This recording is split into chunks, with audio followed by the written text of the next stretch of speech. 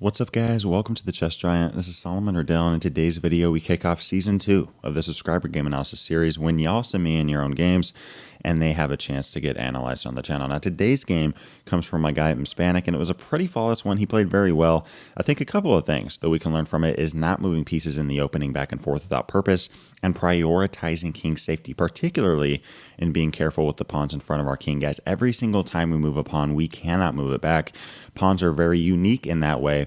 Any other chess piece we can move backwards, but the pawns cannot. So if we move pawns in front of our king, we cannot bring those pawns back, and our king could become more exposed, depending on the position. Here, white starts off with e4, and now Hispanic responding with the French defense, a top-tier chess opening for black, prepared to meet knight f3 with d5, and really this game transposed into an exchange variation line, and now from black knight f6, and following the move knight c3, we as black now have an interesting decision to make, and that's what to do with this bishop on f8 and how that relates to the bishop on c1. Some of you are probably wondering, and for good reason, how on earth are either of these related to the other?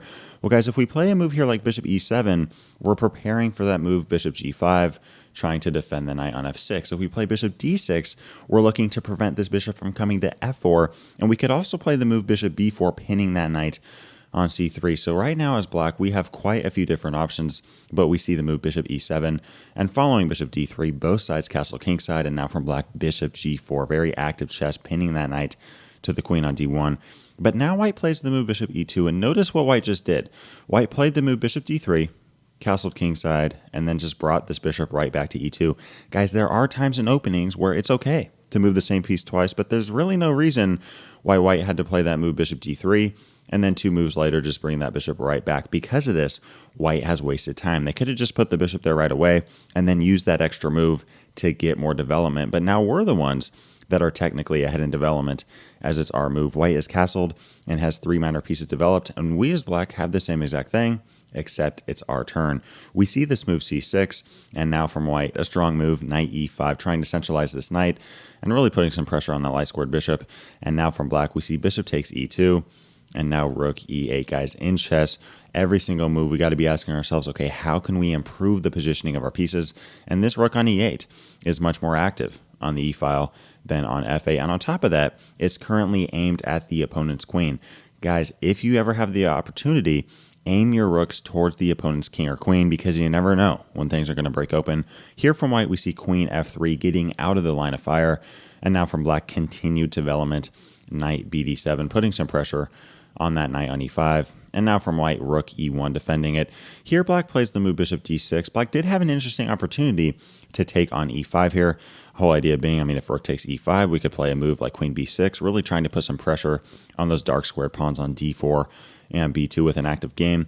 And if d takes e5, we can now bring our knight back to d7 and really try to make this pawn on e5 a target. I mean, here if white plays a move like bishop f4 defending it, we're going to play bishop c5, putting some pressure on that f2 pawn and really just activating this minor piece. And now something like rook ad1, we could play rook e6, potentially looking to play a move like queen e7 or queen e8, put some pressure on e5, and I would say that black has the clear edge here. However, here, guys, we did not see this move knight takes e5, but again, bishop d6, which is far from a mistake. Here we're trying to put as much pressure as we possibly can on that knight. And notice here, if this knight goes literally anywhere except d3, we're simply going to capture on e1 with a checkmate, and the game's going to be over. So here we see the move bishop g5. I honestly think that white should have defended the knight on e5, because now in this case, we have not one or two, but three attacking pieces on that knight, and white only has two defenders. So here we can win material by taking on e5,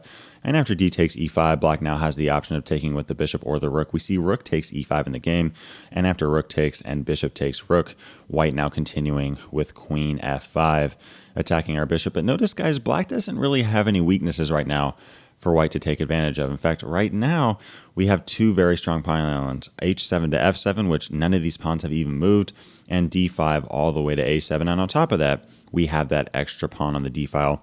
We see this move queen d6, simply defending the bishop and also attacking the pawn on h2.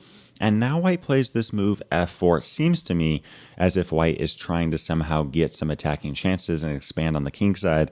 But guys, again, we have to be careful when moving pawns in front of our king, especially the f pawns, because now this a7 to g1 diagonal is completely open. And now as black, we're simply able to just take on c3 and then play knight e4.